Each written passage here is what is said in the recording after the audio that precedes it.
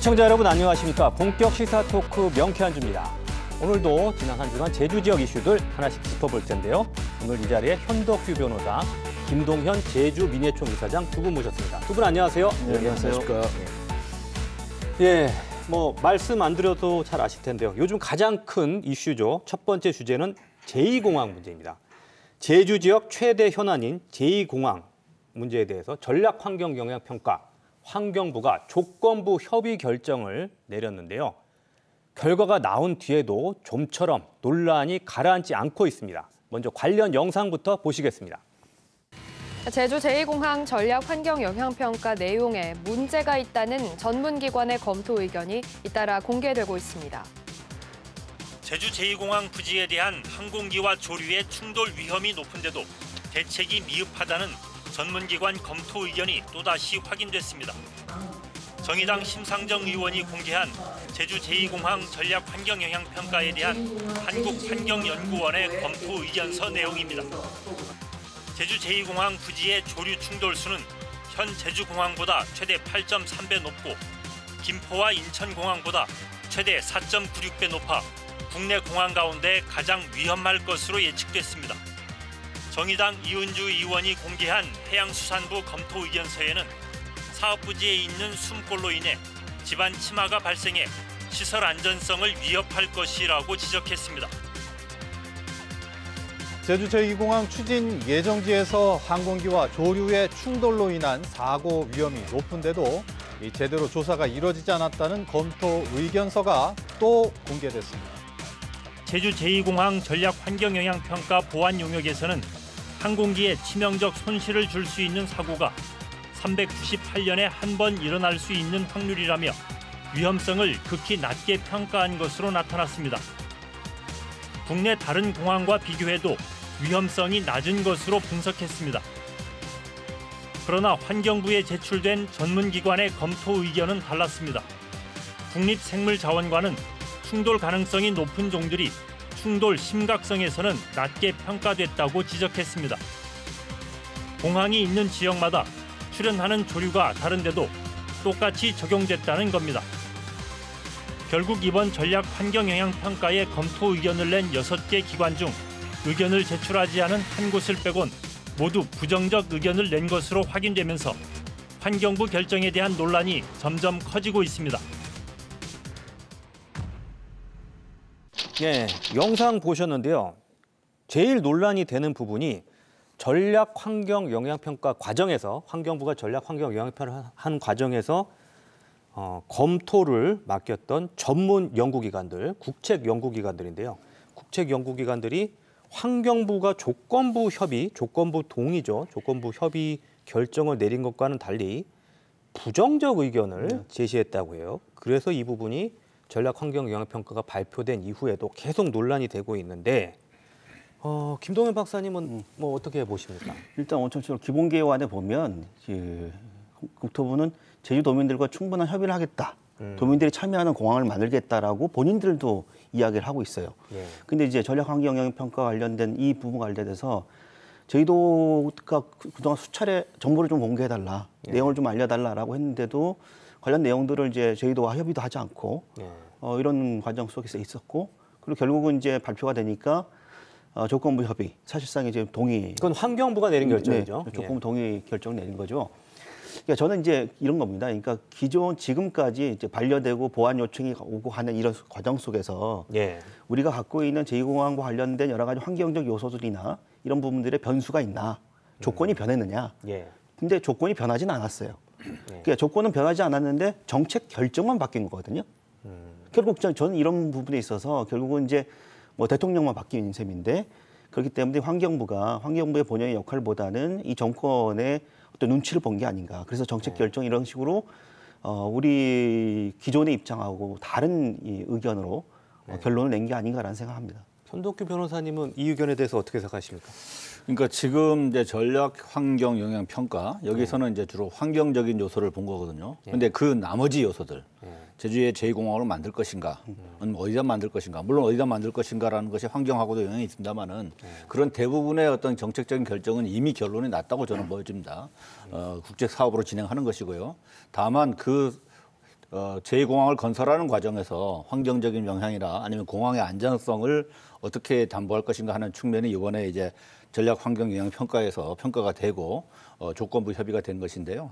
저는 그렇게 생각합니다. 지금 아까 우리 그 VCR에서도 잠깐 나왔습니다만은 현 제주공항보다 8.3배 정도의 그 조류 충돌 위험이 있다.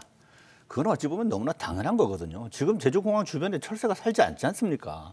과거에 아마 제주공항이 만들어지기 전에는 거기도 철새가 살았을 거로 저는 추측을 합니다. 확실하지는 않지만. 그러니까 원래 개발을 하고 어떤 이런 큰 시설이 들어오면은 환경에는 어느 정도의 변화가 올 수밖에 없는 것이고 우리는 이것을 타협을 해야 됩니다. 기존에 있는 환경에 전혀 어떤 영향을 주지 않으면서 뭔가 대규모 시설을 만들 수 있다. 이거는 사실 불가능해요. 대한민국이 국토가 상당히 좁고 삼면이 바다로 뚫려 있고 나머지도 산지가 많은데 어느 해변 지역을 찾아가서 공항을 지으려고 해보십시오. 이런 정도의 영향을 미치지 않는 지역을 찾기가 어려울 겁니다. 그러면 우리가 대한민국에는 공항을 만들지 말아야 됩니까? 그건 아니거든요. 우리는 자연과 조화롭게 어떻게 하면은 그 같이 살면서 할 것인가 하는 이 부분을 어렵지만 해결책을 찾아야 되는 것이지 환경에 주는 영향이 있고 그거 자체가 위험을 초래했으니까 하지 말아야 된다. 이건 아닌 것 같아요. 그래서 이번에 환경부에서도 조건부 협의라는 것이 그런 부분들을 어떻게 타협적으로 잘 풀어갈 것인가 하는 부분을 보완을 했으면 좋겠다 하는 그 조건 의견을 낸 거죠. 그래서 물론 이제 그 전문 의견 그 기관들은 자기들의 소임이 있기 때문에 지금 이러이러한 문제점이 있습니다라고 지적을 할 수는 있어요. 근데 그 지적 자체가 정책의 방향을 그 가부간에 결정할 수는 없는 것이고 그런 지적을 토대로 어떻게 조화롭게 추진해 나갈 것인가 하는 지혜를 모아야 되고 해결해내야 되는 것이죠. 그러니까 저는 생각이 다른데요. 이런 정도라고 말씀하시고 불가피하다고 말씀하셨는데, 그러니까 그 국토부가 지속적으로 제2공항이 필요하다라고 하는 전제 조건 중에 지금 현재 공항의 포화 그리고 안전 문제를 지속적으로 제기했습니다. 그런데 지금 이제 항공기 이착륙 과정에서 가장 중요한 게 조류와의 충돌 가능성 이런 문제잖아요. 근데 조류와 충돌 가능성이 높다라고 많은 전문 기관들이 얘기하고 있고 그런 부분들에 대한 검토가 부족하다라고 의견을 제시하고 있습니다. 그러면 환경부는 그런 부분들에 대해서 국토부에 이런 부분들이 좀 있었으니 충분한 보완이 돼야 된다라고 하는 의견을 제출하는 것이 환경부가 갖고 있는 기본적인 입장이어야 된다고 생각합니다. 근데 그런 입장이 좀 바뀌어 버렸잖아요. 기존의 입장하고 전혀 다른 어떤 정책적 결정을 내게 된 것. 그 부분에 대한 문제점이 있는 거죠. 그러니까 지금 뭐냐면 지금 와서 공항에 대한 찬반 논란 이런 것 문제도 물론 중요하지만 제가 볼 때는 정책 결정 과정에서 그동안 제주도에서 꾸준하게 제기되었던 제주도민들의 의사결정권이 보장돼야 된다라고 하는 이런 부분들이 이 전략 환경 영향 평가 과정에서 환경부의 정책적 결정 그리고 국토부의 정책적 결정 과정에 그런 부분이 좀 빠져 있다는 거죠. 그러면 제가 그래서 아무리 국책 사업을 하더라도 제주도민들의 의사결정과 무관하게 진행돼서는 되느냐? 그게 과연 민주주의적 원칙에 부합하느냐라고 하는 근본적인 문제제기를 할 수밖에 없는 것이죠. 저는 그렇게 생각하는데요. 정부 들어서 정부가 바뀌면서 제2공항에 대한 어떤 그 적극적인 추진 방침은 이미 여러 번 천명이 됐고요. 사실 과거 정부에서도 이걸 하지 않겠다라는 얘기를 한 적이 없어요. 그래서 어쩌면 어떤 국책 사업으로서의 어떤 진행 과정상에 있었습니다. 그래서 그 과정상에 여러 가지 여론 수렴도 있었는데 특별히 전면적인 제주도에서 이거를 하면 안 된다라는 어떤 강력한 반대가 있었던 것도 아니거든요. 그러니까 어느 정도는 제주도민의 의사가 간접적으로 다 반영이 됐다고 봐요. 이걸 이제 와서 백지화 시켜야 된다. 도민의 의견을 들어서 이런 식으로 접근하는 거는 또 다른 어떤 소모적인 논쟁을 만드는 것이고 결국은 지금 나머지는 네. 환경적인 문제에 있어서 환경의 침해를 최소화하고 또 공항의 운영상에서 어떤 조류 충돌이라든가 이런 부분들을 보완할 수 있는 방법이 있느냐 이런 걸 어떤 디테일을 찾아가는 과정이지 이 부분을 가지고서 계획 자체에 어떤 그 가부를 결정하는 단계는 아닌 걸로 보거든요. 그렇다 그러면 환경부에서는 그걸 조건부로 제시할 수밖에 없는 거예요. 그러면 그거를 추진하면서 해소할 방법을 찾아야지 이것 때문에 안 된다라고 하는 거는 그거는 처음부터 이제 판을 뒤집는 거라서 그렇게 가기는 어려운 것이죠. 아니, 말씀 잘하셨는데 이거죠. 국가의 정책 결정 과정이라고 하는 건 굉장히 중요한 어떤 의사결정 과정에서 절차적 민주성이 보장돼야 됩니다. 그러니까 예를 들면 이런 거죠. 제2공항 문제 관련해서 예산 문제가 6조가 넘게 들잖아요. 그리고 이제 환경적인 부분도 물론 있다 그러면 일단 국가의 정책 과정에서 전체적인 국가 예산 재원 중에서 이런 것들을 재원을 배분할 수 있는 그런 요소가 있는지 이런 부분을 철저하게 따져봐야 되는 거고, 그 제2공항이 문제라고 하는 이제 소위 말하는 SOC 기반 시설이 들어오게 되면 다시는 되돌릴 수 없는 거 아니겠습니까? 그러면 여러 가지 환경적인 문제라든지 그리고 거기가 입지가 성산으로 됐을 경우에 여러 가지 문제들 이것들을 차근차근 살펴보는 것이 절차적으로 타당하죠. 그렇기 때문에 전략 환경 영향 평가라고 하는 우리 법적인 절차가 있는 거고요.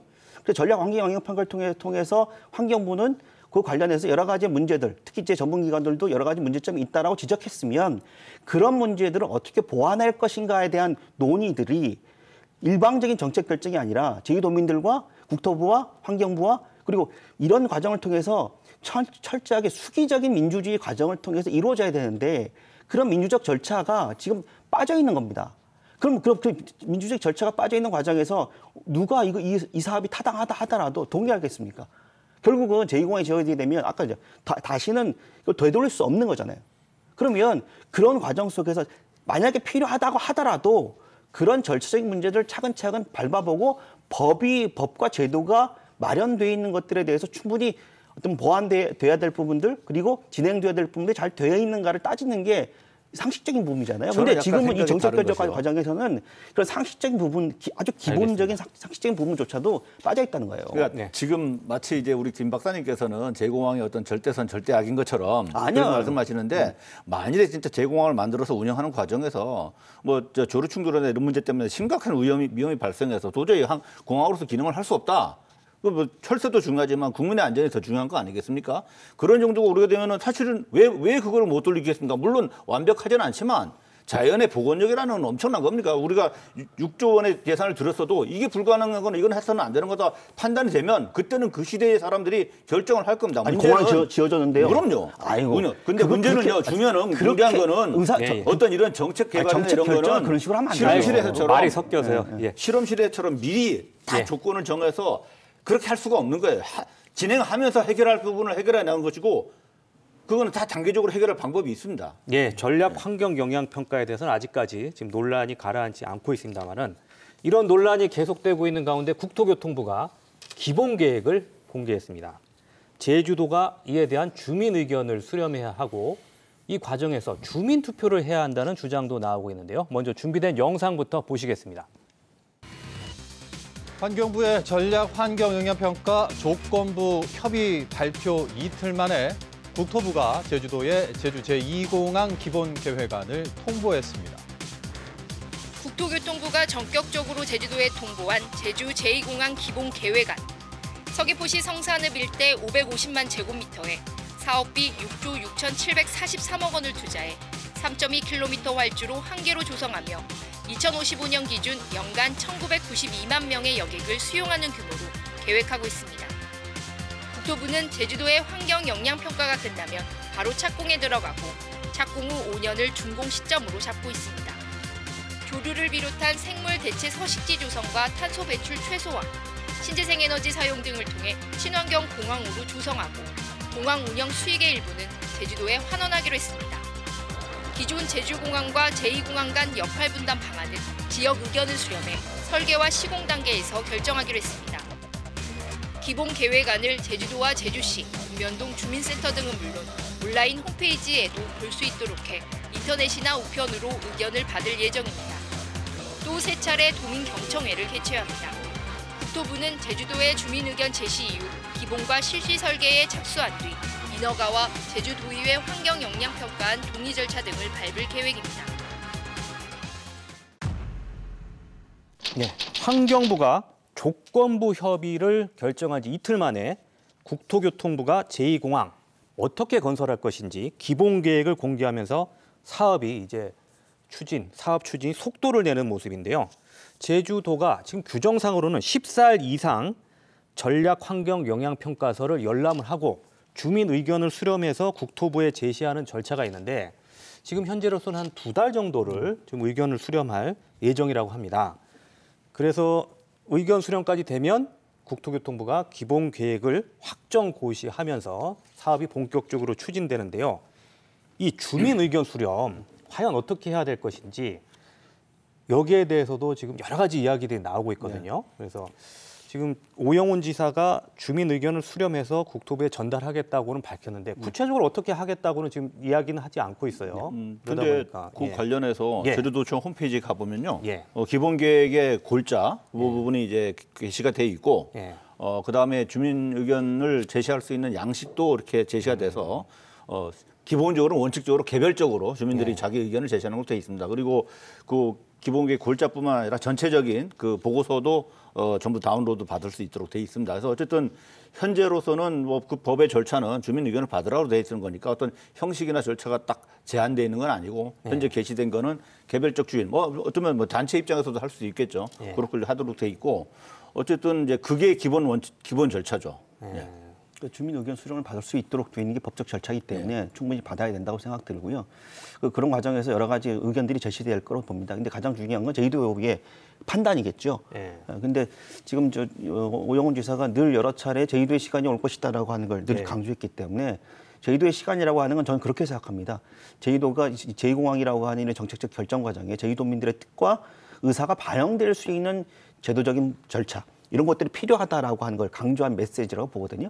그럼 결국 이제 제주도가 그런 부분들에 대해서 국토부에게 필요하다. 그리고 그런 부분들이 좀 보완돼야 된다라고 하는 부분들을 어떤 식으로 가져갈 거냐.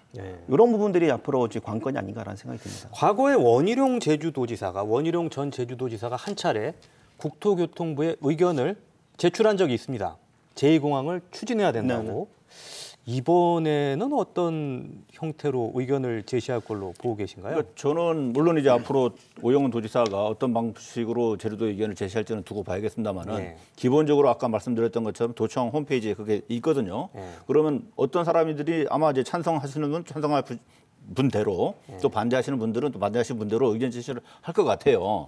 그럼 어느 정도 이제 소위 말해서 데이터가 모여지지 않겠습니까? 그러면 도지사의 의사결정이라는 거는 어느 정도 데이터에 기반을 해야지 자기 개인적인 어떤 호불호를 가지고 의견 제시를 하기는 어려울 걸로 봐요. 그러다 보면 결국은 지금 그 주민 의견 제시 그 기간 동안에 뭐 개인이든 단체든 간에 열심히 또 의견 제시하는 부분들이 일종의 어떤 뭐랄까 좀 마치 주총할 때 그 임장 받듯이 어떤 그런 의견 제시하는 어떤 운동 같은 것도 나름 벌어질 수 있지 않을까. 그러면 도지사 입장에서는 그걸 가지고서 어떤 형태로든 간에 의견 제시를 하게 되지 않을까. 저는 그렇게 전망해 봅니다. 그러니까 이게 무슨 정량적인 어떤 계측이 가능해서 이걸 마치 이제 뭐 6대 4든 5대 4든 뭐 이런 비율로 의견을 제시하는 건 저는 바람직하지 않다라고 봅니다.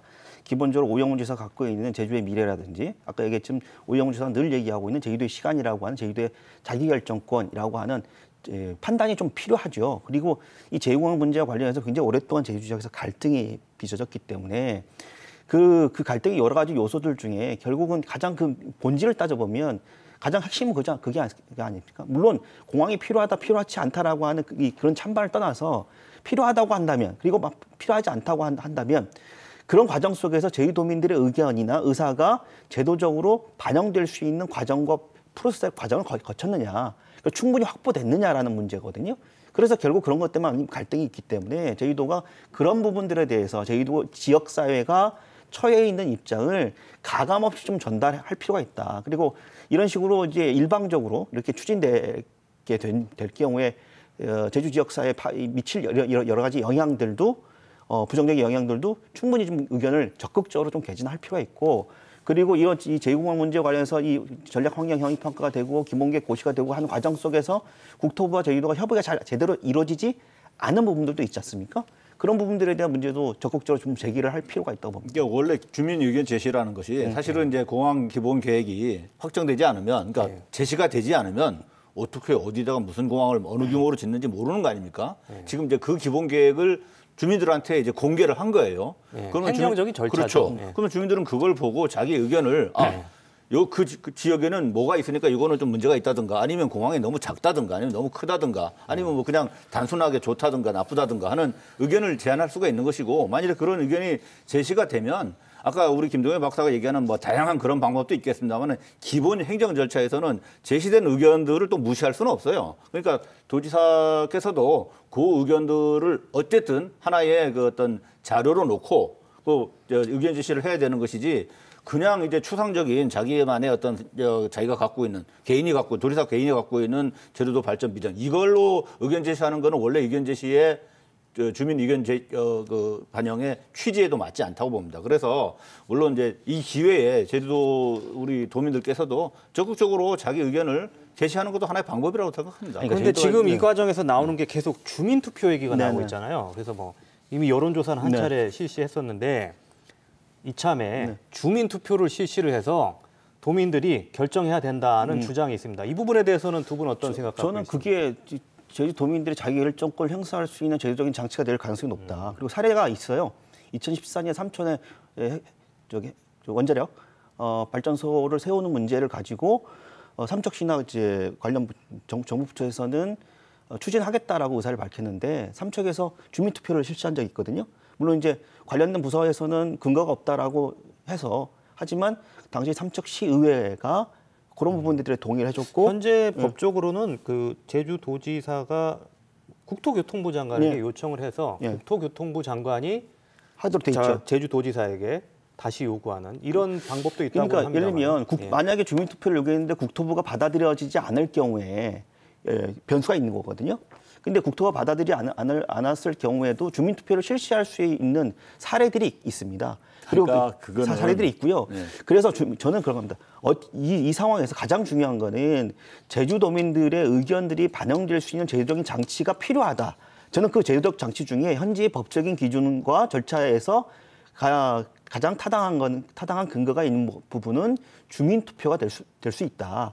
그러면 그런 부분들이 필요하다는 것도 제주도가 적극적으로 의견을 개진할 필요가 있다라고 보는 거죠. 그러니까 저는 그 삼척시의 사례하고는 좀 다르다고 생각해요. 원자력 발전소는 상당히 그 논란의 여지가 많은 것이고요. 그 당시에 정부의 어떤 에너지 정책에 따라서 또 지방자치단 체하고 그 중앙 정부의 입장이 다를 수도 있는 거기 때문에 아무튼 그런 부분으로 나름 이제 해결이 되긴 했지만. 제주 제2공항을 원자력 발전소에 설치하고 같은 차원에서 볼 수는 없는 것이고 결국은 우리는 법에 정해진 절차를 따를 수밖에 없는 것이고 법정 절차는 국토부에서 주민투표를 적극적으로 부의하지 않으면 그 부의할 의무가 없는 것이기 때문에 의무는 없습니다. 예, 그렇지 않은 상태에서 만일에 주민투표를 한다는 거는 이거는 일종의 사설, 사적인 주민투표 같은 거가 될 텐데 그러면 그 자체가 하나의 정치적인 논란거리고 어떤 정치적인 운동 이런 식으로 되는 것인데 과연 그것이 그런 식의 그 다시 논란을 만드는 것이 바람직한 것인가? 정해진 법적 절차를 쫓아가는 것이 맞는 것이지 법이 없는 법 외의 절차를 통해서 사업의 어떤 진행 가부를 결정한다는 것은 그건 더 큰 혼란을 초래하고 오히려 그런 어떤 소위 사회 운동에 대해서 찬반이 그 자체로 이제 발생하는 이제 부가적인 또 문제를 만들 소지가 많아서 저는 그다지 그렇게 바람직한 건 아니라고 봅니다. 물론 이제 오영훈 도지사가 그렇게 제안할 수는 있어요. 그리고 국토부 장관이 그걸 받아들이면 할 수는 있겠지만 법에 없는 거를 장관이 받아들일 가능성은 저는 낮다고 보고요. 국토부가 받아들이면 할 수는 있는 거잖아요. 그러니까 뭐 제도가 없는 게 아니지 않습니까? 제도가 있으니까 있는 제도를 활용하자는 거죠. 예, 알겠습니다. 이제 다음 주제는 4.3 추념식 대통령 참석할까입니다. 제주 4.3 사건 희생자 유족회가 다음 달 3일에 열리는 제75주년 4.3 희생자 추념식에 윤석열 대통령이 참석해달라고 공식 요청했습니다. 먼저 준비된 영상부터 보시겠습니다. 제주 4.3 사건 희생자 유족회는 오늘 제주도청에서 기자회견을 갖고 윤석열 대통령이 75주년 4.3 희생자 추념식에 참석해달라고 요청했습니다. 대통령이 희생자와 유족의 상처가 채 아물기도 전에 아직도 일부 인사들이 골맞은 상처에 또다시 소금을 뿌리는 시대착오적 발언을 일삼고 있습니다. 제주 사회는 또다시 4.3 흔들기가 재현되지는 않을까 하는 우려의 목소리가 나오고 있습니다. 이제는 4.3에 대한 이념적 공세와 논란의 종지부를 찍고 진정한 국민화합과 대통합 시대를 이뤄주시길 부탁드립니다. 대통령이 제75주년 4.3 희생자 추념식에 참석하셔서 원통한 희생자의 원혼을 회원해 드리고 핀 맺힌 한을 품고 한평생 살아오신 생존 희생자와 유족들에게 따뜻하게 위로해 주실 것을 간곡히 요청드립니다. 예, 4.3 유족회가 윤석열 대통령의 4.3 추념식 참석을 요청했는데요. 지금까지 대통령이 추념식에 참석한 사례가 노무현 대통령이 한 번 참석했었고요. 문재인 대통령이 3번 참석했습니다. 그런데 이명박 대통령, 박근혜 대통령, 보수 정부의 대통령들은 참석한 적이 없었거든요. 그래서 지난해 윤석열 대통령이 당선인으로는 처음으로 참석한 적이 있었는데 과연 이번 추념식에 참석할지 관심인데 김동연 박사님은 지금 민예총에서 4.3 추념식 쪽에도 준비하시잖아요. 4.3 전야제 뭐 준비하고 이번에 있는데 어떻게 윤석열 대통령이 참석할 것 같습니까? 글쎄요, 제가 한번 그쪽 천기 누설 한번 해주시죠. 정책 결정 과정을 잘 몰라서 뭐 유족들은 참석했으면 좋겠다라고 오영훈 지사도 건의를 했더라고요. 오영훈 지사도 건의했고 그래서 뭐 이게 아마 그런 거겠지요. 지금 이제 보수 정권이 되고 나서 뭐 태용호 최고위원이 됐지만 자꾸 4.3을 흔드는 특히 이념적인 공세를 하니까 그런 거에 대한 트라우마가 유족들은 있어요. 그래서 대통령이 당선인 신분부터 그리고 후보 시절부터 4.3에 대한 해결 이런 부분들을 굉장히 약속했기 때문에 그 진정성을 믿고 싶은 거죠. 그래서 그 진정성을 확인할 수 있는 방법이 뭐냐? 그럼 이제 4.3 추념식에 오는 게 그 진정성을 좀 확인해 주는 방법이 아닌가라고 하는 겁니다. 근데 뭐 저는 뭐 대통령 오면 그 자체로 의미가 있다라고 보지만 더 그 의미가 좀 배가 되기 위해서는 윤석열 대통령이 던지는 메시지가 중요하다. 추념식이 만약에 온다면 와서 어떤 메시지를 던질 것이냐라고 하는 것들이 결국은 중요한 어떤 기준이 되지 않을까라는 생각이 드는데 지금 제가 뭐 청와대 뭐 아는 사람도 없고 그래서 온다 안 온다 잘 모르겠습니다. 대통령 일정은 이게 항상 그 보안 사항이어서 우리가 정확히 알 수는 없습니다만은 그래도 한번 예측을 한번 해보죠. 현덕규 변호사님은 어떨 것 같습니까? 저는 이제 전에 그 윤 대통령께서 당선인 신분 때 참석하셨잖아요. 이제 어쩌면 그거를 보면은 이제 4.3에 대한 그 윤석열 대통령의 어떤 강력한 의지, 완전한 문제 해결. 당선인 신분으로 참석했습니다. 그렇죠. 그 보상 문제, 뭐 조속한 해결, 뭐 이런 것들을 다 천명하셨거든요. 그래서 기본 입장은 달라진 것이 없고 아마 일정이 허용한다 그러면 참석할 가능성이 많다고 보여집니다. 또 최근에 이제 우리 국민의힘의 어떤 전당대회도 이제 성공적으로 마무리가 됐기 때문에 그 부분도 중요한 원인이 될 거라고 상당히 보시는군요. 이제 국정에 대한 자신감도 좀 이렇게 올라가고 있는 상황이고요. 그런 부분에서 국민들과 직접 소통하고 대면할 수 있는 행사에 참여할 가능성이 저는 일단 높다고 보여지긴 하는데 근데 사실은 혹시라도 대통령이 이번에 못 오신다 그래도 그것이 이 정부의 어떤 4.3에 대한 어떤 해결이지나 이런 부분들이 약화됐다고 그렇게 오해가 돼서는 안 된다고 저는 생각합니다. 지난번 그 당선인신 분에는 이제 코로나 때문에 대규모 이제 군중이 모이는 집회가 아닌 상태에서 참석을 하셨거든요. 근데 이번은 이제 그런 것들이 다 풀렸기 때문에 이번 4.3 추념식에서는 상당히 많은 이제 일반인들이 참석할 것으로 예상이 되는데 과연 그런 상황에서 뭐 경호 문제라든가 일정 그런 부분들 때문에 어떻게 될지는 모르겠어요, 사실. 그래서 하지만 어쨌든 참석을 하든 안 하든 4.3에 대한 이 정부의 의지는 변함은 없는 것이고 저 개인적으로는 당연히 참석했으면 하는 바람입니다. 그러면 윤석열 대통령이 후보 시절부터 4.3의 완전한 해결에 대한 의지를 보여왔는데요. 벌써 새 정부가 들어선 지도 지금 1년이 됐지 않습니까? 그럼 작년에 대통령 당선인 시절에 4.3 추념식에 참석했던 윤석열 대통령 영상부터 보시겠습니다. 윤석열 대통령 당선인이 보수정당 출신이자 당선인 신분으로 처음 추념식에 참석했습니다. 윤석열 당선인은 4.3의 아픈 역사와 무고한 희생을 기억하고 있다며 희생자와 유가족들의 온전한 명예회복을 위해 노력하겠다고 밝혔습니다. 4.3 희생자들과 유가족들의 온전한 명예회복을 위해 노력하겠습니다. 생존 희생자들의 아픔과 힘든 시간을 이겨내온 유가족들의 삶과 아픔도 국가가 책임 있게 어루만질 것입니다. 과거는 우리가 바꿀 수 없지만 미래는 우리가 함께 만들어갈 수 있다는 믿음이 비극에서 평화로 나아간 4.3 역사의 힘이라고 저는 생각합니다. 이곳 제주 4.3 평화공원이 담고 있는 평화와 인권의 가치가 널리 퍼져나가 세계와 만날 수 있도록 새 정부에서도 노력하겠습니다.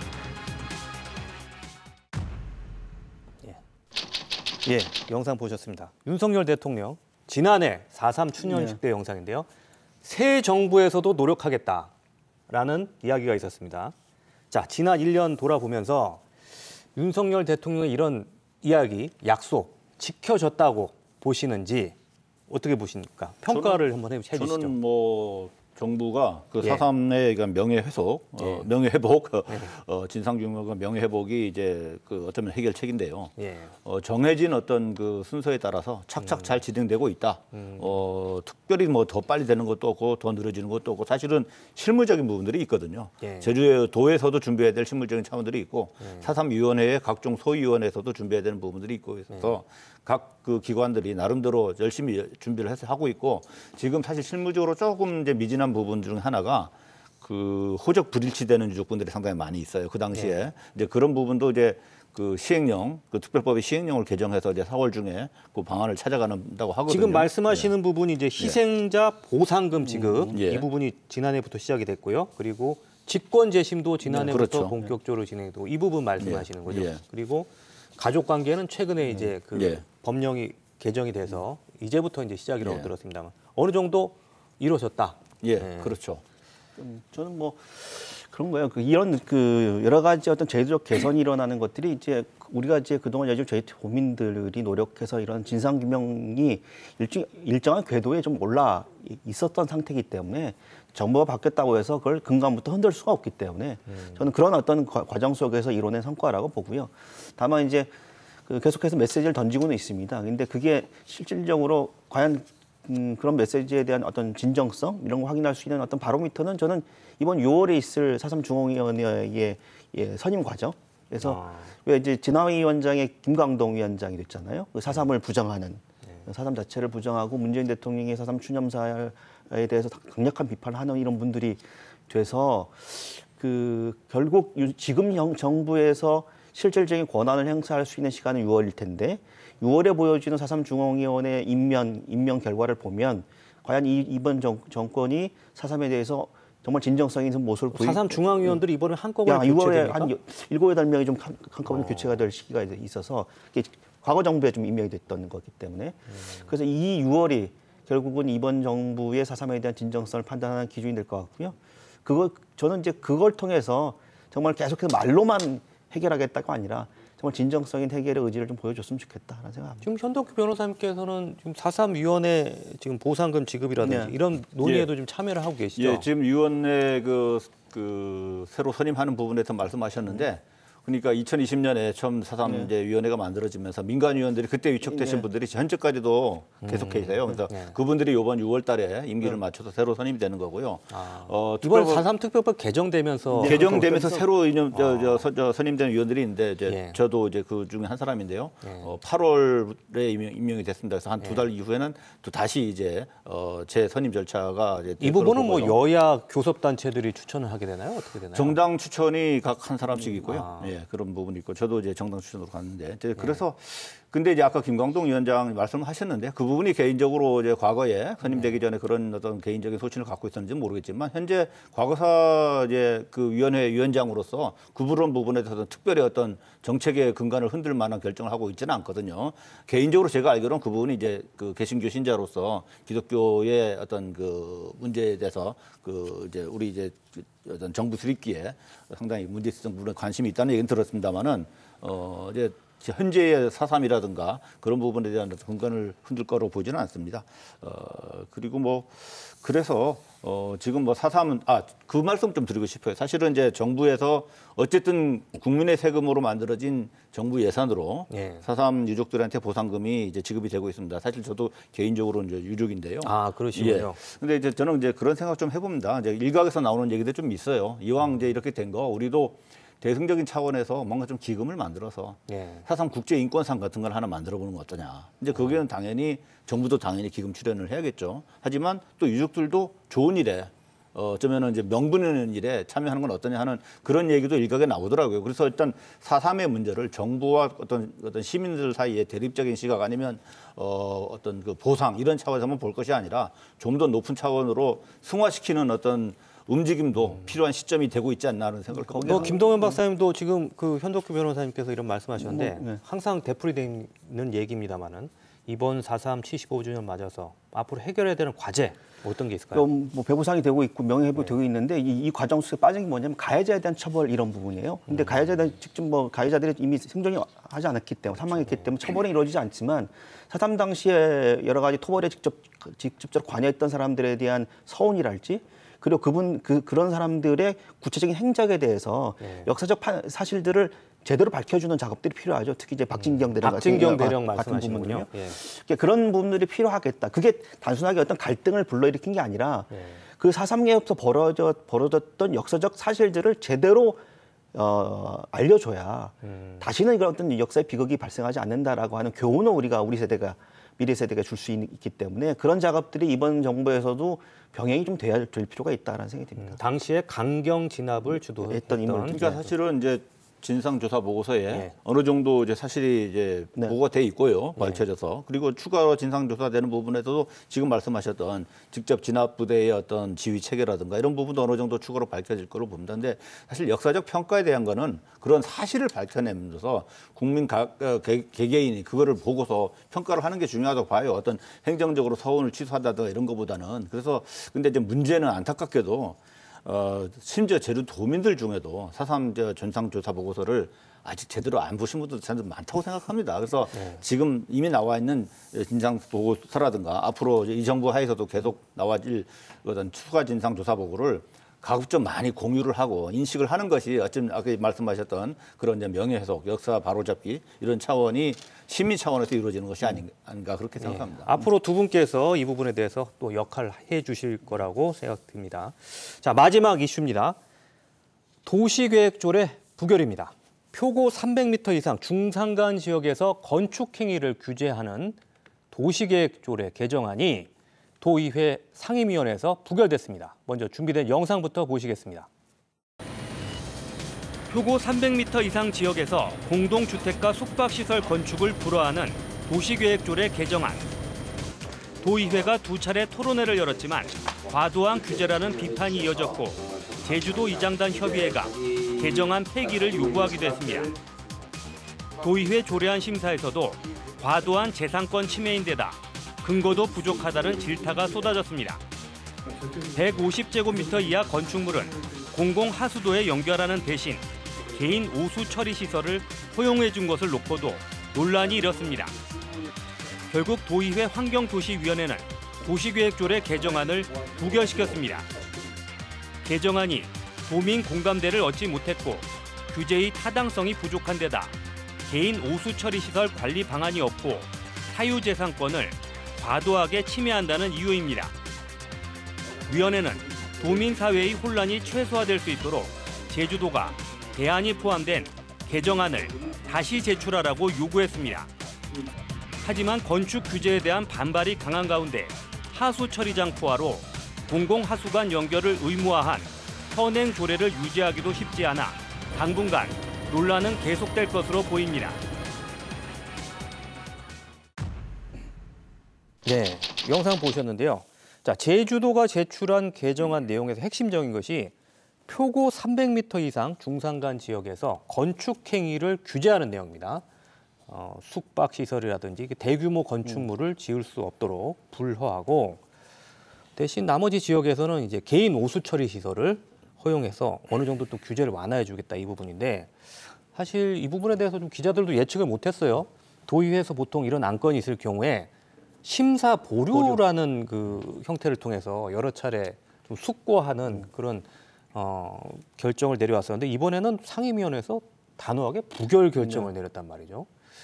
이런 경우는 좀 드물었는데 왜 이렇게 도의회가 부결 결정을 내렸다고 결론적으로 보십니까? 말씀드리면 기본적으로 제주 환경을 지키겠다라고 하는 대원칙은 옳다. 다만 그걸 조례를 만드는 과정에서 제주도가 그 디테일한 측면에서 굉장히 미진한 부분들을 좀 허점들을 보였고 제주도의회는 그 부분을 이제 빌미로 삼고 아까 얘기했던 사적 재산권 침해라고 하는 부분들을 강하게 드라이브를 걸면서 결국 조례 자체를 부결을 시켰거든요. 저는 이제 그런 것 같아요. 그러니까 결국은 일정 부분 제주 환경을 지키고 난각을 방지하기 위한 필요한 조례임에도 불구하고 제주도가 어떤 디테일한 세부적인 부분들에 대해서 이런 부분들이 좀 뭔가 좀 미진한 부분이 있지 않았냐. 그리고 그걸 제주도의회는 제 조례의 부결의 이유로 좀 삼지 않았나라는 생각이 듭니다.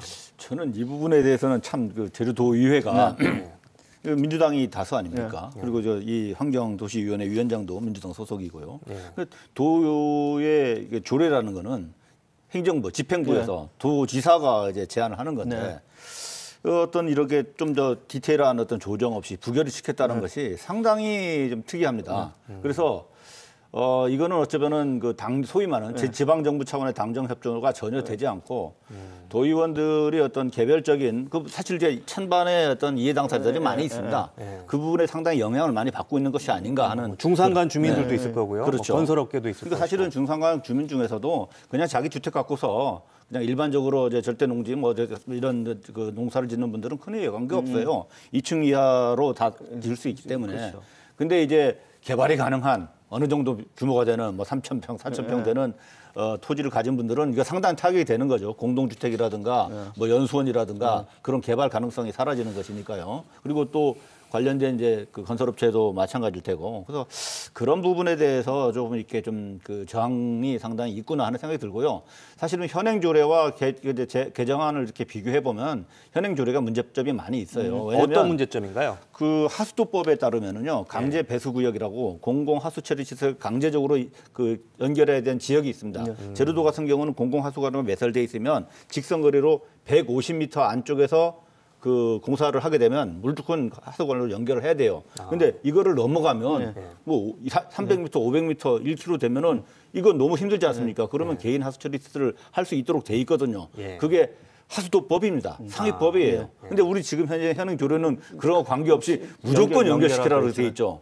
그리고 또 한 가지 문제가 제가 만일에 불가피하게 연결을 시켰다 쳐봐요. 그러면 공공하수관로가 결국 연장된 거 아닙니까? 관로의 크기는 가늘어졌지만 그럼 거기다 다시 연결시킬 수 있도록 돼 있어. 이거 연결하는 걸 거부할 수 없습니다. 그러면 사실상 이게 실피추처럼 공공하수관로가 연결이 되면 다시 그 주변 지역이 또 개발할 수 있는 가능성이 열리는 그러니까 처음에는 원지사 시절에 그거를 하나의 그 난개발을 방지하는 방법이다라고 제시했지만 지금은 그로 인해서 오히려 난개발이 더 조장이 되고 있는 거예요. 그러니까 예를 들어 어떤 표고 300m 이상 지역에 어떤 공동주택이나 연수원 같은 걸 만들어지면서 공공하수관로가 만들어졌다. 그러면 그 연결된 그 하수관로 옆에 있는 토지들은 다 개발 가능성이 열려버린 거예요. 그래서 지금 사실 현행 그 조리가 법적인 체계상에서도 문제가 있고 난개발 방지 차원에서도 문제가 있고 또 그러다 보니까 그 모든 하수가 전부 다 이제 그 공공하수 처리 시설에서 유입돼 가지고 하수 처리 용량도 문제가 있고 그러니까 우리가 개인 하수 처리 시설한 것이 마치 환경 오염의 주범인 것처럼 오해를 하시는데 그거는 제대로 자기들이 이거 제때 그 처리를 안 했을 때 문제지 개인 하수 처리 시설이라는 것도 나름대로 정화 기능을 하는 거거든요. 근데 그래서 지금 그런 거에 맞춘 것이 개정이 된 것인데 이번에 어쨌든 간에 뭐 좀 조정이 필요하겠죠. 왜 300m가 절대적인 기준이냐. 근데 사실은 그 현행 조례에서도 300m 기준을 하고 있어요. 그냥 갑자기 튀어나온 게 아닙니다.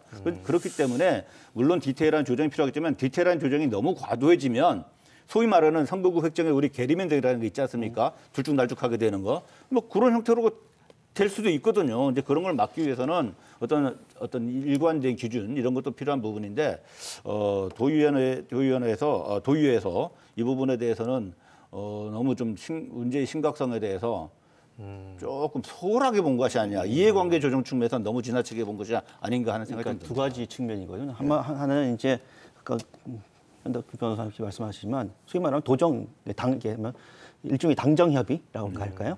그런 협의 과정이 좀 부족했다라는 것이고 두 번째는 이제 뭐냐면 보통 하지 않습니까? 제주도에서. 그 내막은 잘 모르겠습니다. 일단 그런 부분들이 좀 부족했다는 거하고 그다음에 또 원희룡 지사 시절에 아까 얘기했던 공공하수를 강제적으로 연결하는 부분들에 대한 논란 중에 가장 중요한 게 뭐냐면 이 선호가 잘못됐다라는 비판들이 있었어요. 왜냐하면 공공하수 처리 시설이 지금 포화된 상황에서 가뜩이나 개인 하수 처리 시설을 없애고 강제적으로 연결할 경우에는 이 포화된 이 하수 시설 용량이 결국은 감당할 수가 없겠다. 그래서 일단 일의 선호적인 문제에 대해서 좀 더 고민해보자라고 한 지적이 있었거든요. 근데 전임 도정에서는 그런 부분들에 대한 얘기를 듣지를 않았습니다. 그러다 보니까 결국은 아까 얘기했지만 상위법과의 충돌이 가능성이 있고 그래서 조례는 개정이 돼야 돼요. 개정되는 게 맞습니다. 근데 계속해서 이제 도의회에서 얘기하는 건 뭐냐면 사유재산권 침해라고 하는 부분들을 강력하게 얘기하고 있거든요. 그러니까 저는 이제 도의회에서 부결시킬 수 있는데 그 부결의 사유 논리가 저는 이제 사유재산권 재산권 침해라고 하는 부분에 포커스를 맞춘 거에 대해서는 이게 뭔가 외적으로 강력한 어떤 압박이 좀 들어온 게 아닌가라는 생각을 합니다. 도민 공감대를 얻지 못했다는 부분이 있습니다. 거기서 말하는 도민 공감대가 뭐 건설업자라고 한다면 저는 상당히 문제가 있는 거라고 보고요. 다만 이제 아까 얘기했지만 그 도민 공감대라든지 뭐 이런 부분들이 아니라 사유재산권 침해라는 부분이 아니라 난개발 방지라고 하는 것들 실질적으로 실질적 이득을 낼 수 있는 것이냐라고 하는 측면에서 좀 더 이 조례 개정안을 좀 더 살펴봤으면 다른 목소리가 나오지 않았을까라는 생각을 하거든요. 그런 측면에서 보면 좀 상당히 아쉬움이 많죠. 지금 제주도가 조례안이 부결된 이후에 전담팀을 꾸려서 도민 의견을 다시 한번 수렴하고 개정안을 다시 제출하겠다고는 했습니다만은 지금 말씀 들어서는 쉽지는 않아 보여요. 이 대안 과연 어떻게 마련해야 될 건지 또 대안을 마련하는 것은 가능하다고 보시는지 한마디씩 들어보고 저는 뭐 끝내겠습니다. 기본적으로 이번에 그 오영훈 도정에서 도시계획 조례의 개정안을 낸 거는 기본적인 방향에서는 저는 이렇게 맞다고 봅니다. 상위법하고 충돌 문제도 해결해야 되고 그리고 당초에 그 지난 도정에서 만들어진 도시계획 조례안이 목표하고 있던 것들이 이제 부작용이 더 많아지는 시점으로 가고 있는 것이 아닌가라는 생각이 들거든요. 그래서 기본 방향은 맞다고 생각하고 다만 이제 아까 얘기했던 필요한 당정협의라든가 이런 부분들을 그리고 도민하고의 여론 어떤 형성 이런 부분에 좀 더 밀접하게 됐으면 한다. 그러니까 우리가 사회적인 이슈에 대해서 우리 환경단체라든가 시민사회 단체들이 많은 의견을 제시하는데 유독 이 부분에 대해서는 뭐 별로 의견이 없었어요. 이게 상당히 시민단체도 토론회에 참석을 했는데 부정적인 의견을 부정적인 사실은 제가 볼 때는 오히려 시민단체가 이거를 부정을 하는 것이 맞는가 저는 좀 개인적으로 그런 생각을 하는데 왜냐하면 이제 기본 방향이 중산간 지역의 난개발 방지하는 아주 강력한 방안이거든요. 아무튼 그런 부분이 필요하다고 봅니다. 그러니까 뭐 전 이게 회의록 봤는데 이런 얘기 하더라고요. 3,000평 이상을 가졌는데 이렇게 조례가 통과되면 건물을 못 짓는다라는 식의 발언이 있더라고요. 저는 이런 발언들이 이게 행여 그 취지에 불구하고도 굉장히 많은 오해를 불러일으키고 있다. 그래서 부결의 사유가 결국 공공적 이익에 부합되는 사유들, 그런 논리들로 가지고 설정을 했으면 어땠을까라는 생각이 듭니다. 알겠습니다. 오늘도 두 분과 함께 제주 지역 이슈들 살펴봤습니다. 제주 4.3 사건 75주년을 앞두고 제주 MBC는 다음 주부터 이 시간에 3주일 동안 연속으로 4.3 특집 다큐멘터리를 방송하게 됩니다. 시청자 여러분과 함께 4.3의 의미 다시 한번 되새겨보는 시간 갖도록 하겠습니다. 오늘도 늦은 시간까지 시청해주신 여러분 고맙습니다.